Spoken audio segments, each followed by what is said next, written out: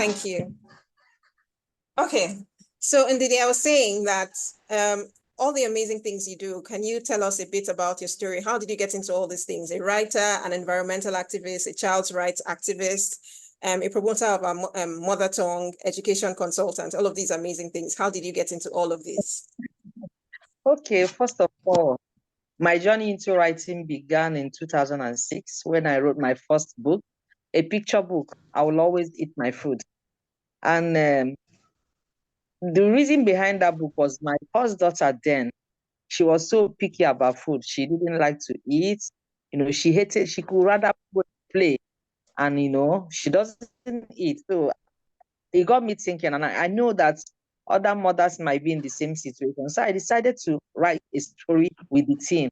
I will always eat my food. And the book was well accepted. I see a lot of people coming back with feedback to tell me, oh, that book was amazing. I have a little child who doesn't like to eat. And after reading your book, my daughter can now eat, So I was glad that it was making a lot of impact. And, that gave me the motivation to keep on writing. So for me, when I'm bothered about a situation, I'll just write a story, weave a story around it and put it out there. When I'm bothered about something, just like my second book, One Little Mosquito, I used to live in a place where Roach Pharmacy was situated then. And each time I was passing, I would see what they wrote, how malaria kills children in sub-Saharan Africa. And, each time it gets me thinking, what can I do about it? So because I'm gifted, I'm a gifted writer, I decided to do a story, One Little Mosquito, about a little girl who missed her birthday party because she came down with malaria. So for me, I'm a writer with a purpose. Anything I feel bothered about, I'll just, weave a story around it. Like the issue of language. Our languages are being forgotten. Some languages are actually going extinct. So it's a burden to me. And that was the reason I wrote my book, A Hero's Welcome, which went on to be longlisted for the Nigerian Literature Prize in 2019. So that is it. That's just my motive behind my writing. Whatever I feel bothered about, the environment, I'm bothered that our environment is being degraded, the way we dispose of our refuse, deforestation, so many things. And, climate change is a big issue. And I feel that children should be taught what to do to help to preserve our planet. So I'm a writer on a mission. So that's just the summary of my writing. Being bothered about something and writing about it, pushing it out there, just to engage the young ones to see that they are part of the solution. Yes. Absolutely. And in EduSpots, all our efforts are around community building, community efforts. Everybody, chips in. So everybody tries to be part of the solution, which is why one of the reasons why we're having this discussion today. Now that takes me to the reason why we actually invited you. When I first picked up your book, A Hero's Welcome, I had no idea that it had anything to do with mother language. I thought it was going to be about a protagonist, like a young boy trying to encourage boys, like to be the best they can be. And then, like getting towards the middle, and I saw how there was Igbo language in it. And then towards the end, where you really brought it out, where the students even formed a club around languages in their school, like promoting languages in schools. And I was like, wow, what a way to put it. I mean, it was just a very subtle way to highlight something really important. What inspired that? You mentioned earlier that you write about things that are important, that, that you need to make an impact. But like, how did you even think about the way you did it? Was not, it was an interesting way to tell a story, to make people think, get people to think. Yes, because you see a lot of children born in cities. When they go back to their villages, they are unable to communicate with their extended family members, like their elderly uncles, aunties, grandparents, just because they cannot speak their mother tongue. And it is not something good, It bothers me that a child cannot speak a language outside of the English language. The English language is the language being used to teach in schools in Nigeria and Ghana and some other places. So basically, we should teach children, let the mother tongue be the first language being spoken at home. The native languages, let it be the first language, because ultimately they will still learn English in school. So it is a thing of worry for me that a lot of children cannot speak a single Nigerian language. So Whether you're Igbo or you're Yoruba or you're Hausa, it doesn't matter. Just develop interest in one particular language. I also understand that because of marriages across ethnic regions, maybe the father is from a different ethnic region and the mother. So it makes the parents to speak English language to the children. But then the parent who is closer to the children can speak the native language to the children so that they will learn, you know. So like I said earlier, it bothers me that children, and it's happening so in so many countries across the whole world. And when you look at people from Mexico, for instance, even when they live in America, they still speak their Spanish language. Spanish, And yeah. I want us to borrow a leaf from them. They live in their communities and they speak Spanish, is their mother tongue. And they promote it wherever they are. So countries in Africa should also borrow a leaf from the Mexicans and try to speak their native language. Again, countries in East Africa, they are doing well. They are doing better than countries in West Africa because you see that the Swahili language, it has been recognized by the UN as an international language. So people in West Africa, we can also do something like that. We can adopt one particular language and make it a national language so that it becomes compulsory. Again, the West African Examination Council exams, they make English and mathematics compulsory subject. Why can't they make a local language a compulsory subject? So these are things we should do to make sure that our languages remain alive. Because it's so pathetic that when a language goes into extinction, all the cultural values associated with that language equally goes into extinction and is a sad story. So that is my passion. That is a burden I carry. And I appreciate the fact that this year's theme of International Literacy Day is talking about multilingualism. So it's something of so much importance that all of us should put hands together to see that we sustain the local languages. Yeah. Okay, awesome. So research shows that first language based education or approaches to literacy development has benefits in terms of cognitive benefits, psychological benefits, so many benefits for children or learners. And one of the arguments you will get from people when you try to say, why is it that especially children in underserved communities, where the first language they are born into, they probably do not even hear any English spoken around them. The first language they are born into and that is frequently spoken around them is their mother tongue. People will say, but we have so many mother tongues especially in our part of Africa, where even within a state or a region, you have like multiple languages. So people say one of the constraints is which language are we going to adopt? Won't it end up being confusing? Like you said, why don't we pick one language that is commonly spoken as one of the languages that we use in WAEC? But then again, there's so many of them.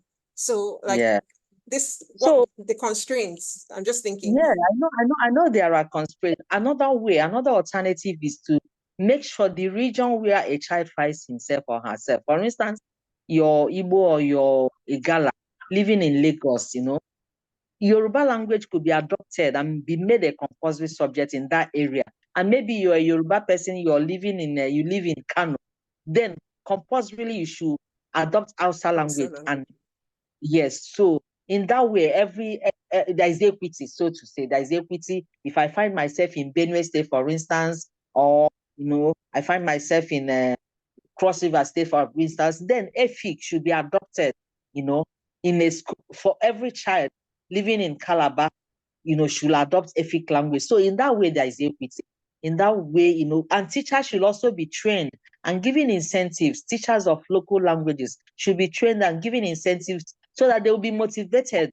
And invariably, they will also motivate the pupils to cherish these languages. So there's always a way around it. So in order for it to be fair, wherever a child finds himself, the language of that locality should be adopted by the child and be made a compulsory subject in the school. Yes. Okay, so I'm going to read out some statistics from UNESCO. So in 2022, at least 1 out of 7 adults aged 15 and above lacked basic literacy skills, while some 250 million children between the ages of 6 to 18 are out of school. Meanwhile, multilingualism is increasingly common in our world, in which approximately 7,000 living languages are unevenly spread across 200 countries, with high degrees of diversity in Africa, Asia, and the Pacifics. And so due to a range of factors like globalization, people are moving all over the world, digitalization, increasing mobility of people, languages are spread across so many regions. As recently as a decade ago, about 2 in 3 children grew up in a multilingual context. So just like you said, mother and father speaking different languages. Yeah. That's 2 in 3 children, which is really high. And you find Yeah. that especially in our communities scattered across our countries.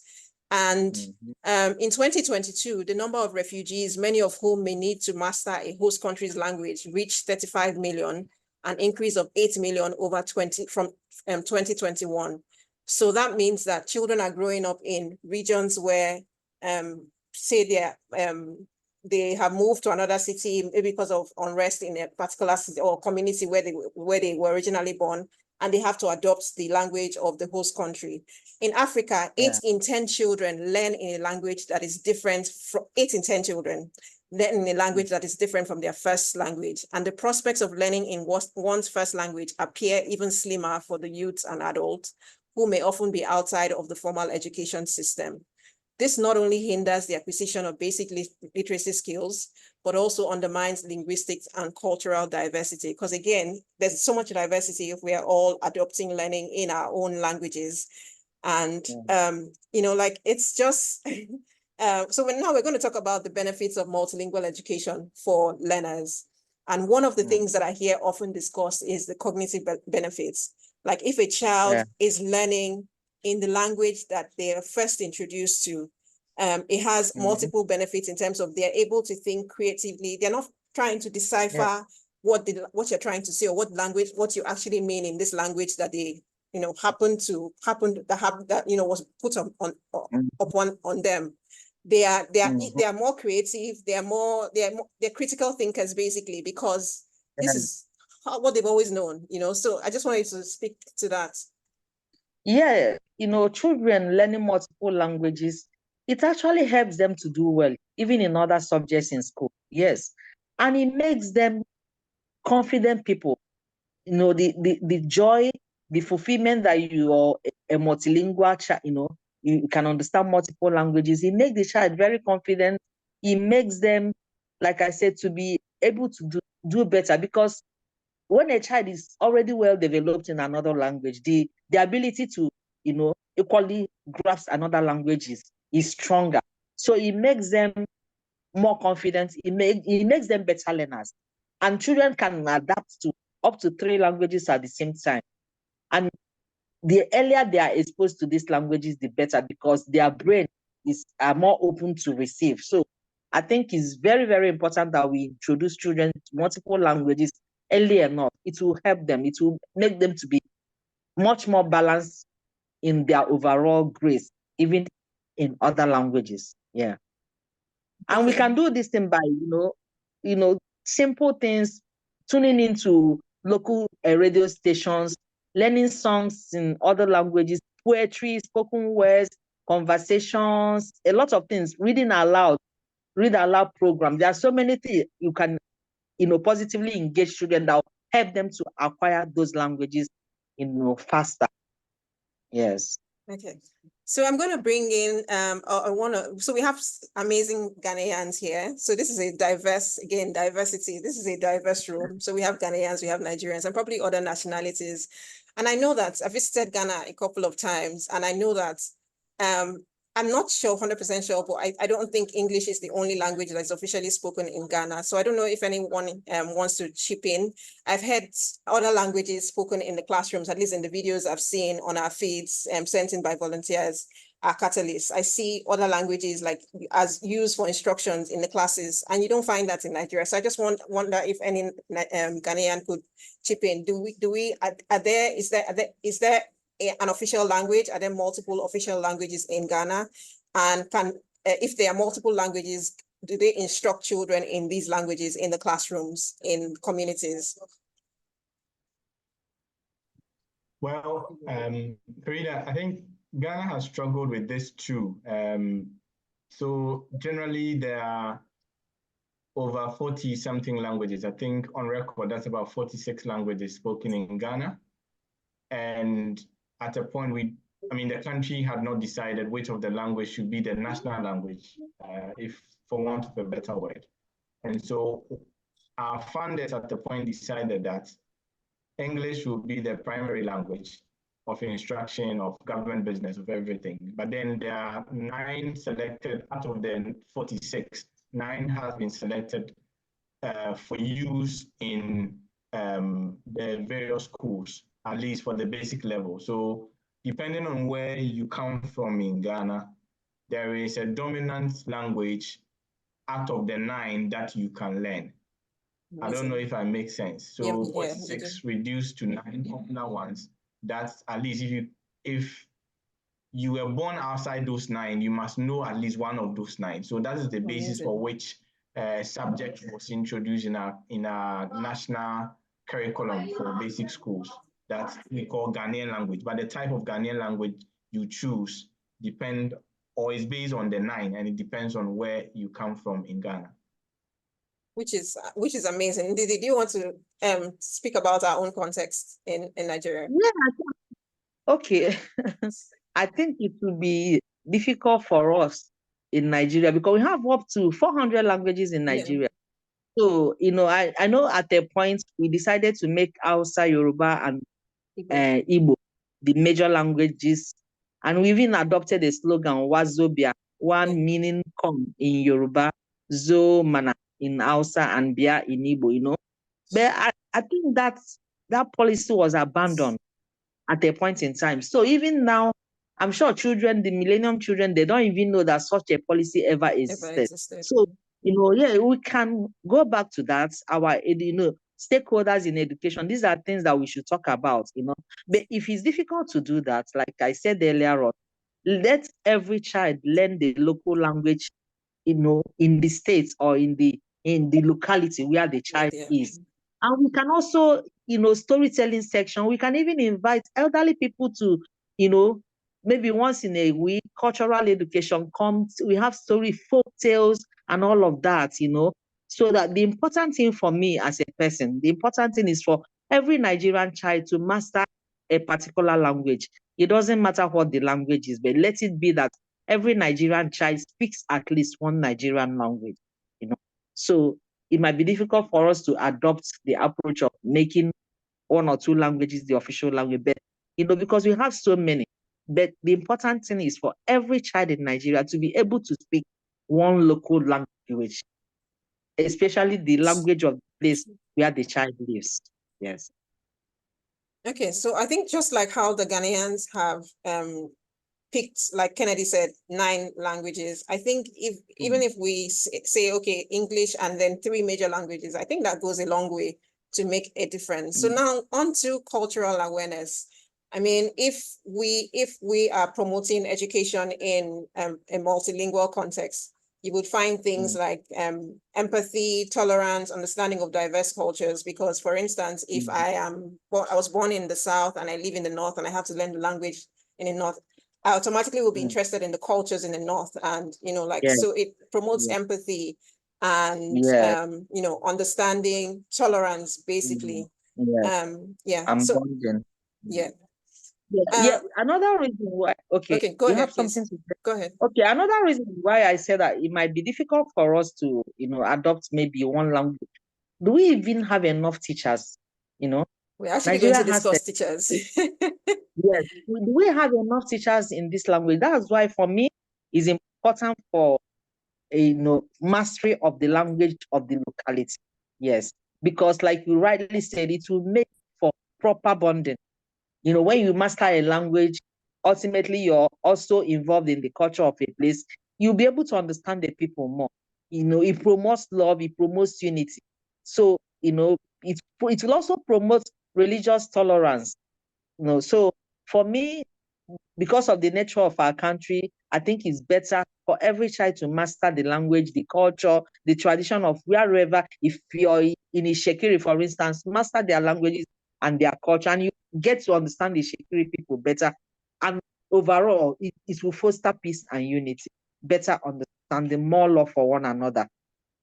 Okay, so we're going to discuss teachers. The good thing is we have some teachers on this call, and I think they would get them to speak to this, because again, teacher training is also very important in this discussion.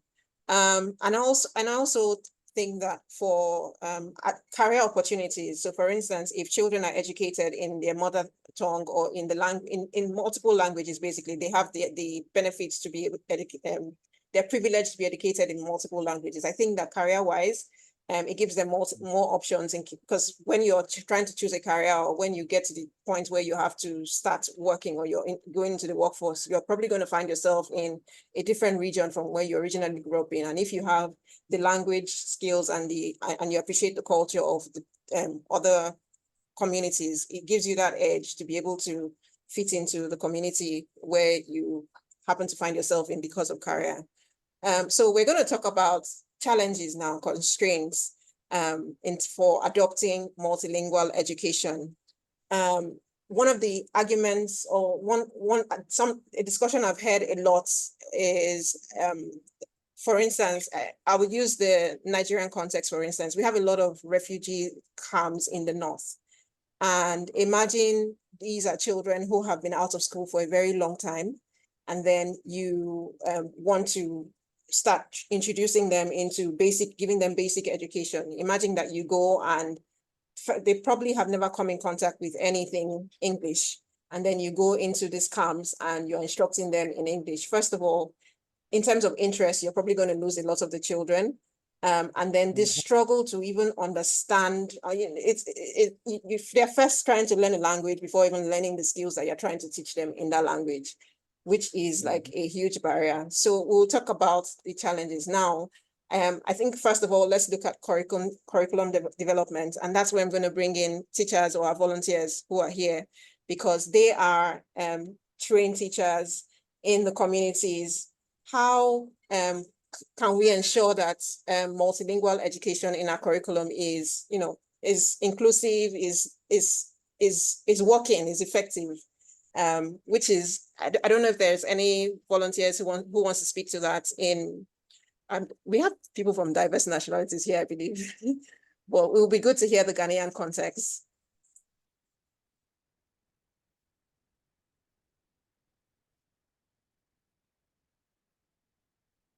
So is there, like in the teacher training, is there training done in different languages, or how is it done?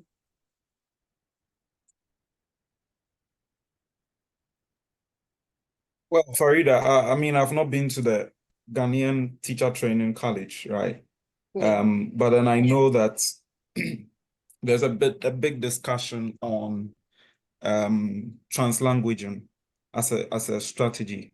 I can see Zachariah's hand is up, so maybe he might have a better perspective on this. But then I think from working with Ghanaian teachers, you realize that they normally toe the lines of the language policy or language of instruction policy.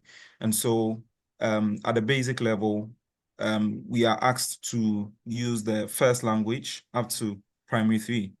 And then from primary 4 to JHS or senior high school and tertiary, we have the English only policy. But then if you read the research, it will tell you that even in practice, that is not the case.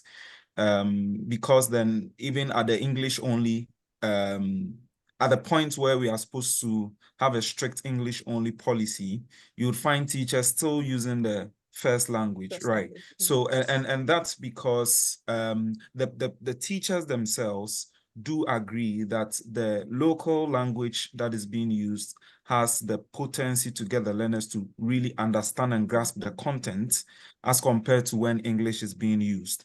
And so even though it's actually a policy on paper, in classrooms, that is not the practice. And so the problem has actually been how the teachers can effectively switch from the local language to the English language, and get to develop competencies in either ways, such that the learners will not just stick to their to the local language, which most of them are already familiar with, but then we'll also develop the competence to understand English. And that's where the problem is. And for even schools in Ghana where where teachers are just using the local language, some parents will just look down on those schools and classify them as local schools and not international schools. And that's because the English language in itself has linguistic capital, which is something we would also have to consider, right? And so some parents would even come to school and even tell teachers to speak English with their words. Okay, so that is also a problem. So the concern of how to switch between the languages, how to ensure that the learners are not sticking to just the local dialect, but also developing competence in English is something that I think is a problem. Yeah.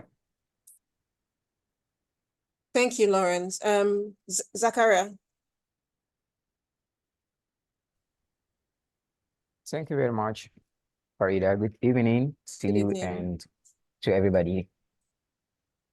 Yes, I'm Zachariah from Ghana, and an alumni teacher from Lead for Ghana, and also programs officer for Leadership Network. Yeah, to contribute to this discussion, I've been having the view that most of this was in the local languages translating to our learners, much of it is coming from the parents and guardians.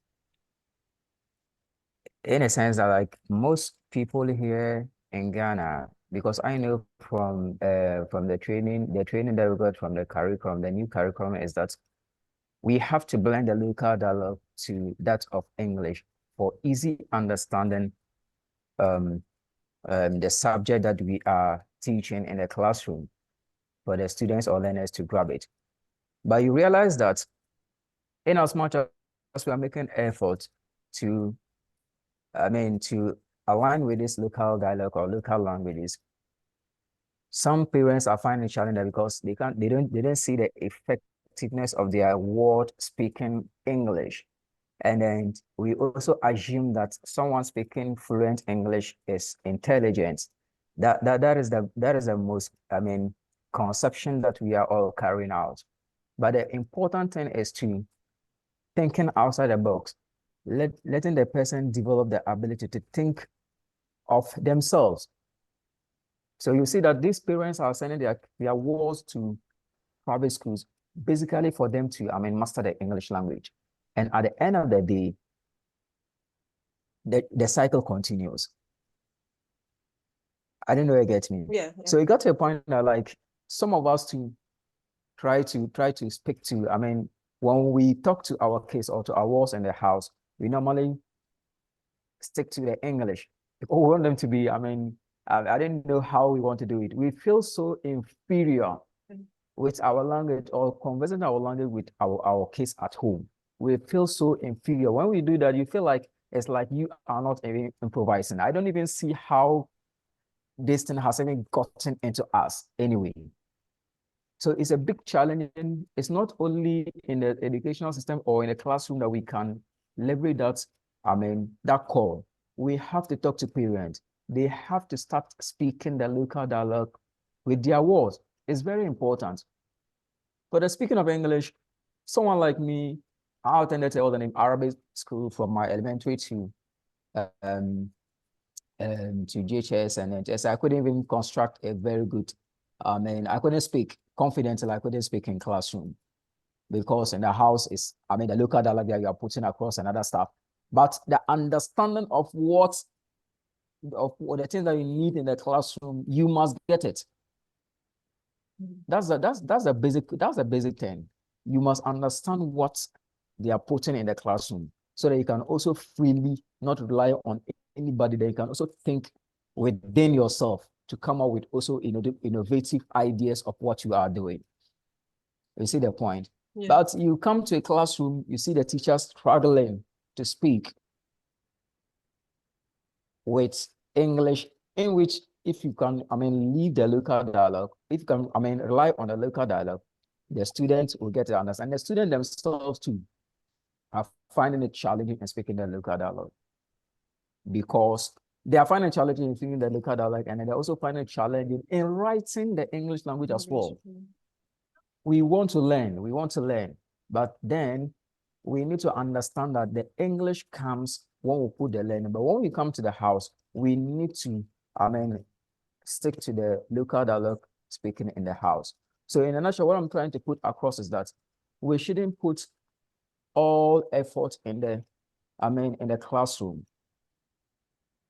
The parents or guardians must come in assisting the language, diverse speaking the language in the household. I think that will help the walls to pick up the environment very easily. And listening to Madam, she said, most of the times the students, no, but the student, she said something that I wanted to, touch small.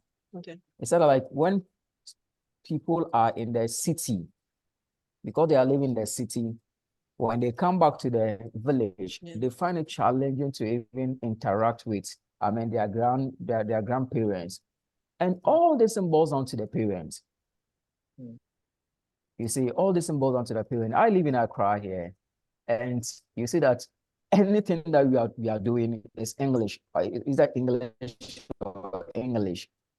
But then I asked my brother, why can't you, leverage our language to this case so that when you go back to our hometown, that is Tamale, they can easily, pick up things. And because here we are not, we are not Americans. We are not American. That basic thing that they understand, it's okay.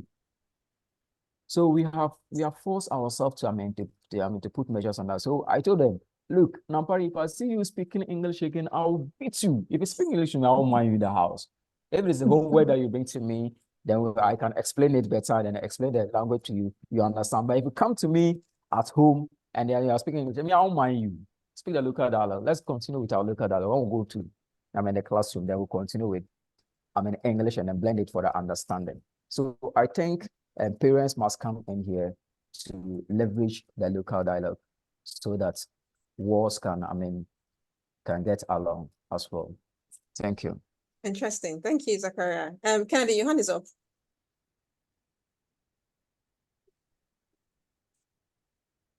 Sorry, I muted myself. But mine was a question. So I like Ndidi's point that we need to encourage the children to learn or children do best when they learn in our local dialect or their first language. But the question I have is in relation to the same encouragement we are being asked to have and the trust for children to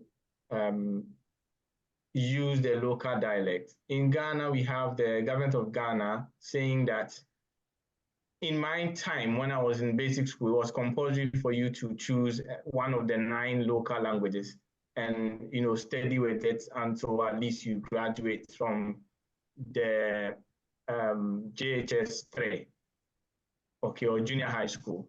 Now, the government is saying that that decision is now optional. So you can have a whole African child go through the whole basic school without learning any of our Ghanaian languages. So I guess my question is, was that decision taken having considered all the good things Ndidi is trying to help us understand, or like what might have influenced decisions like that to completely abandon your language and then, to favor like the English language, for instance? And in these same schools, French, for instance, is greatly encouraged for children to sort of like, yeah. Okay, over to you, Ndidi. Okay, I think that was a bad policy, so to say. Governments, when a new government comes into power, sometimes they will do away with the policies of a previous government for reasons best known to them, even when those things are not for the interest of the nation. So I think education stakeholders, we have a lot to do. Apart from talking about these things, discussing it, we should make an effort to sit government down, in adopting policies that will be beneficial. I'm happy that the awareness of multilingualism is on the increase, the awareness of the local languages. It's time for us to, engage the government and let them come up with policies that will actually promote speaking of local languages. We cannot just talk about it and end it there. I want people to come together. And another way of also encouraging this thing, the celebration of the International Mother Language Day every 21st of February. I think it's something that we should, make a big event, make a big event out of it, so that in every nook and cranny of the world, this celebration, it will be done with a lot of, a lot of motive behind it. And we should also adopt every year at this celebration, what are we trying to achieve? After the celebration, we could come up with a communique, present it to governments, the various governments, and then ministries of education, engage them, commissioners for education, ministers of education, librarians, everybody should come together. Let's adopt a communique. At the end of such a session like this, we could come up with a paper. Okay, these are the things, salient points that we have reached and which we want government to actually look into. So policies that will make our languages to be forgotten, we should not accept that. We should not accept that. There should be rather encouragement in the speaking of local languages. So such a policy is not good at all, because we are promoting the English language and leaving our own languages to lag behind. So I don't think it's a good idea to make it optional. It should be rather be made compulsory. Yes. Thank you. Daniel, your hand is up. Okay. My name is Daniel from Guiding School. Please, can you hear me? Yes, we can hear you. Mine is a little experience that I have, and I attribute this unpopularity of our local language to policy failure. Back in the day, there was a program introduced in Ghana Education Studies that we call it NALA, National Literacy Aspiration Program, which is a bilingual program. In the case, they deal with 90% purely local language and 10% English. As we are migrating to the higher level, then the percentage drops. We did not continue with that program, and then we came along with what we call it learning. And this learning program talks purely about the local, using the local dialect. And you read, especially the lower classes, it's 100% local language. And it was very helpful. It helped our learners to be able to read even the English language, and they read it better. And this policy did not continue for long. And now we are doing what we know as T2E, transition to English. And we are starting from basic one. A child who has not learned everything starting English from basic, what are you transitioning?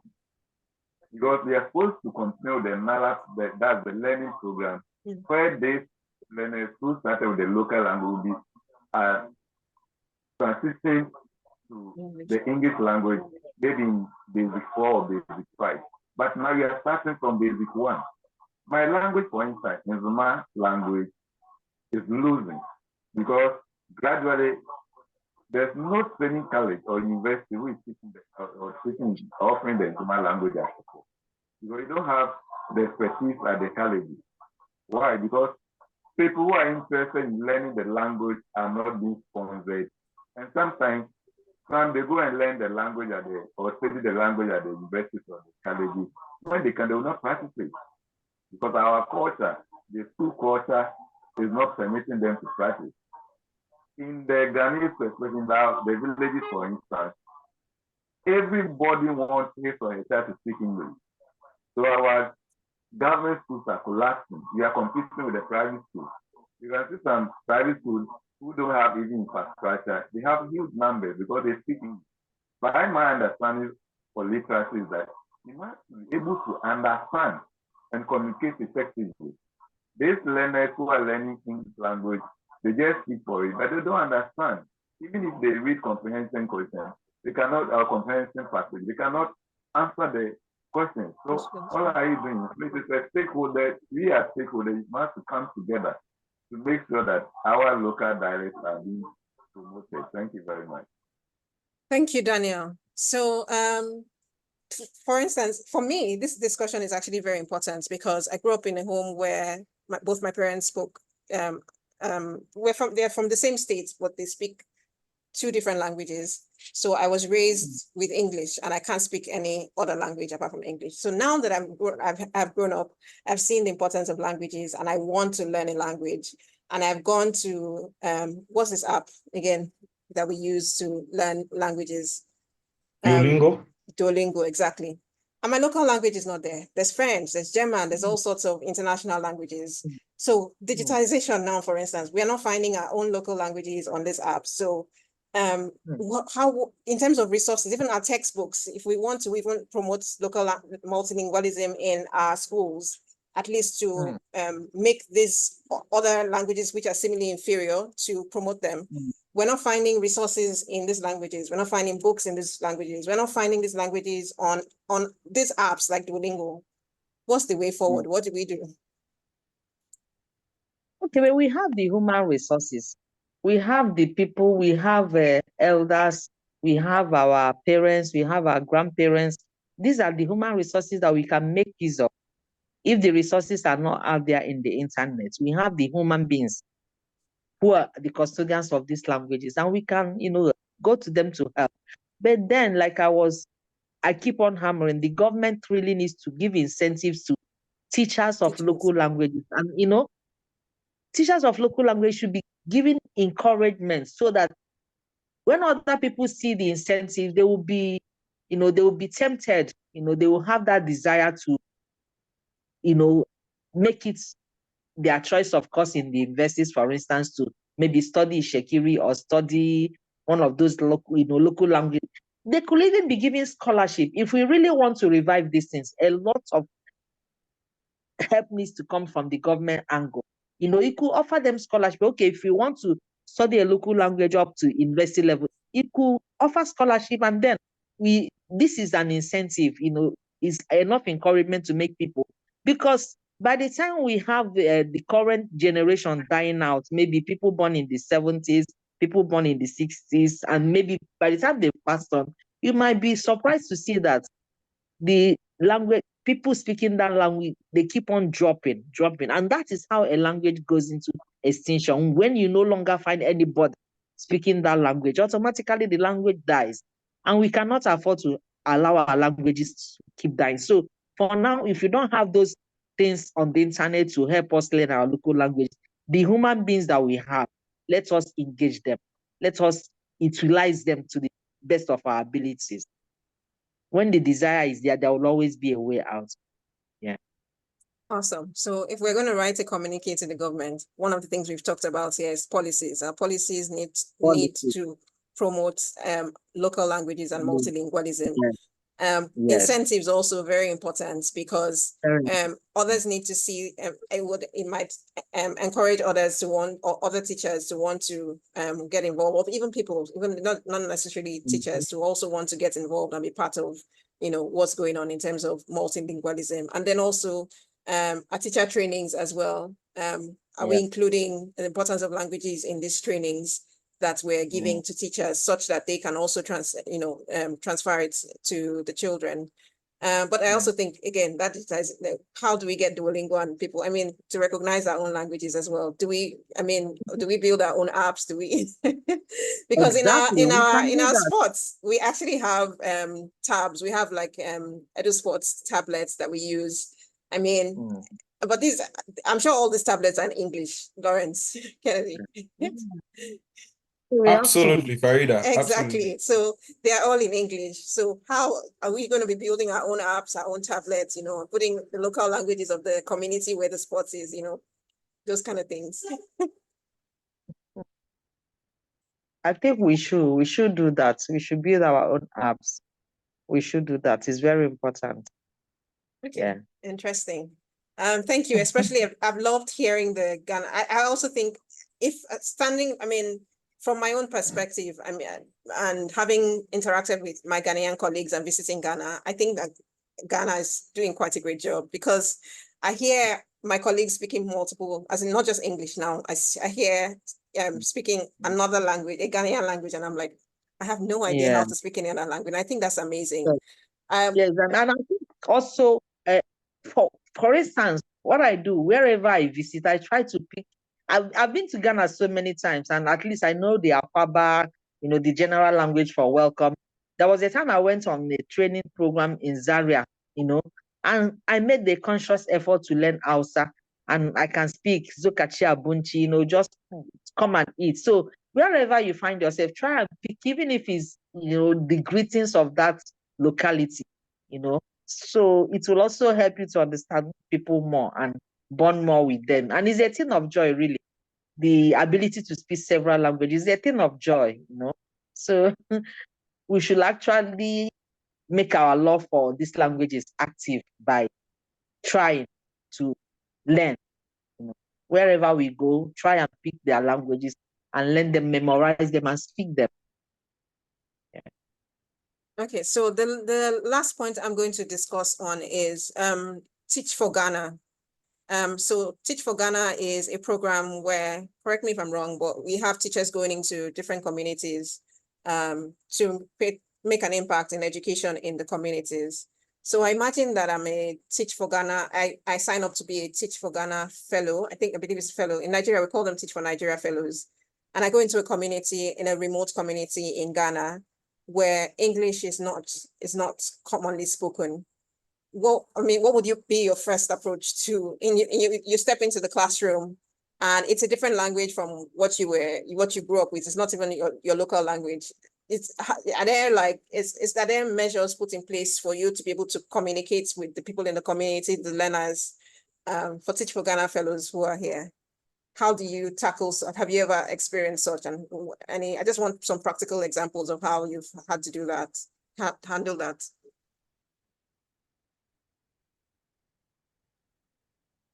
Well, Farida, I think it's really they normally consider language. Okay. Yeah, I think they normally consider that before they do their hosting and stuff like that. But then in some occasions, it could be that they don't have that choice, or it's just that the people who have applied or have gotten into the fellowship probably do not match the regions in terms of course, in terms of postage. But I think they actually consider whether you can speak that region's language before they post you there. But then in any case, when I was doing my training, one recommendation by the facilitator is Dr. Tego, who is also an advisory board member at EduSpots, was that you can go in there with your Bible if you are posted to a community and the language being spoken, the local language being spoken is not what you speak there. The local Bibles are one of the comprehensive documents you can actually find to learn their language. So you can go in there with the local Bible and then, so yeah. Interesting. Okay, thank you, Lawrence. That's helpful. Do we have any questions, any other contributions before we round up? We're almost out of time.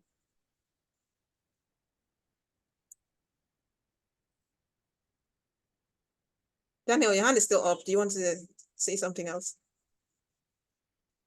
Yeah, someone was talking about the local Bible. Yeah. As I'm using my language particular. In Zuma, we have sorts of local Bible. Bible Society Management thing, Bible in Zuma language. Because it is a very serious thing. Our languages are dying. So we need to write as a country, as indigenous people. Literacy is not about speaking English. Any language that can speak, write, and understand, we are listening to that language. We all need to rise up. Soon, if in Zuma language dies, Fancy will follow, maybe Ga will follow, and at the end of the day, our state will turn into an European state.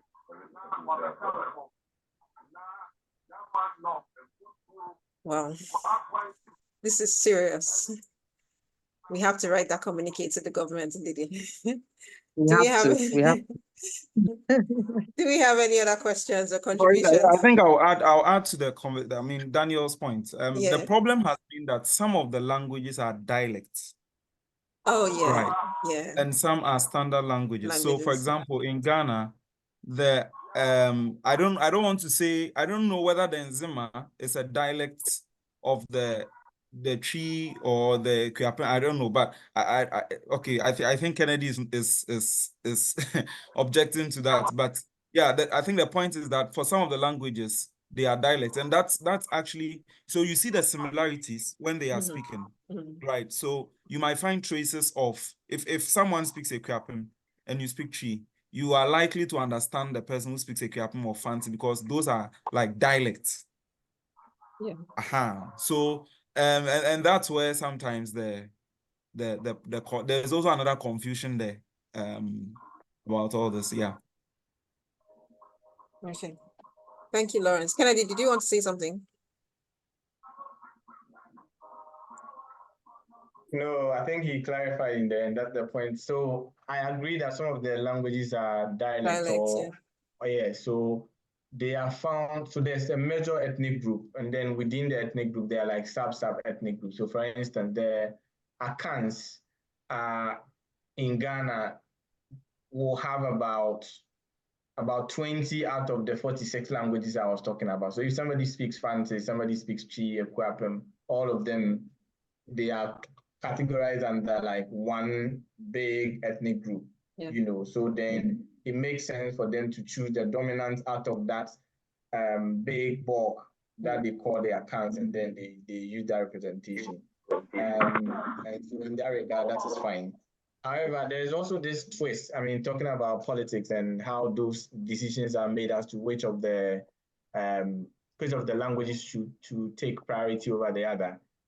In that same example, you will find that it is rather the languages that in Ghana, the Akan group, it's rather those people that you think the multiple languages is understood by the same group.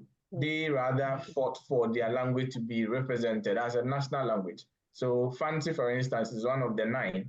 Chi is one of the 9. Ekuapem is one of the 9. And I sit here, I don't belong to any of those tribes, but when any of them speaks, I understand it. Yeah. So then what informed the decision? I think I would say is a case of who or which tribe is louder, make a case for themselves, for their language to be represented, whereas those that are not loud, they sort of like get silenced. Yes. So the same way we are complaining that like the international languages are subduing that, like French, English, Chinese, and so on and so forth. We play the same game, or we play the same cards when we are even dealing from within ourselves. And I'm sure there's a similar situation in Nigeria. Yeah. Seydou Khadija, your hand is up. Do you want quickly?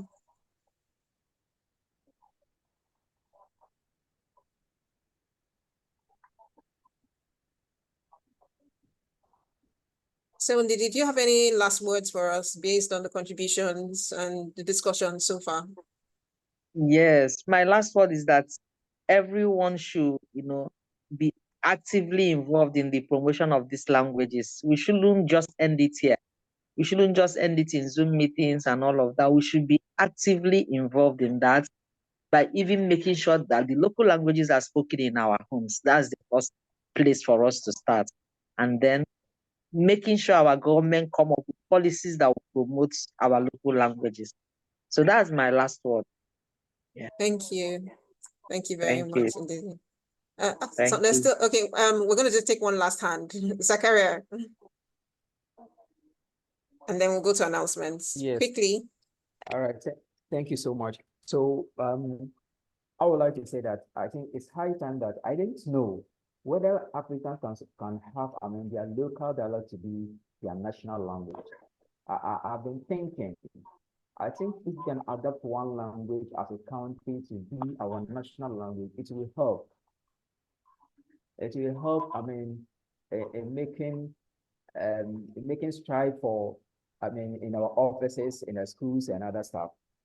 That's relying on English is making it more difficult for comprehension, because you see that a statement or even in the floor of parliament, you realize someone will just say a statement and then you have to give a lot of explanation to that. So I think that we should we should do a call up for this, national language thing. Maybe that thing can also help. Thank you. Okay, so the discussion should not end here. And so that means that in EduSpots, we should also celebrate International Mother Language Day, and to talk about the importance of our mother languages in learning, in promoting learning. Okay, so just a few announcements. So we have this EduChamps community. If you like what EduSpots is doing, or you've heard about EduSpots, or you've enjoyed this discussion and you want to keep up with discussions like this, and you're interested in advancing understanding of international development, we have a community. It's actually a WhatsApp community, and it's admin only, where you can sign up. I put the link in the chat where you can sign up. We won't bother you with unnecessary information, just information that you need to know about EduSpots, about international development, and things that are important for your own growth as well, and to help you make an impact in your own community. So if you're interested, please use the link to sign up, and also follow us on social media. We're everywhere on social media, EduSpots. Just search for EduSpots as well and you'll see us. And then we have a feedback form. Would love your feedback, just so that we can know what kind of talks to bring to you. This is the link to the feedback form is also in the chat. It's just a simple form that would ask you to tell us what you think about the talk. Please, as much as possible, you can copy it and then copy the link and feed it later. Would appreciate your feedback. So we are bringing talks that are important to you, and also help you make an impact in your own communities as well. So that will be all. Please don't forget to follow us on all our social media platforms. Anyways, yeah, EduSpots, hit follow and like. We would really appreciate that. Thank you so much, everybody, for attending. Sorry, we're 7 minutes over, but thank you so much for taking the time to attend this meeting. Have a good evening. Good evening. Thank you, Farida. Good night, everyone. Good night.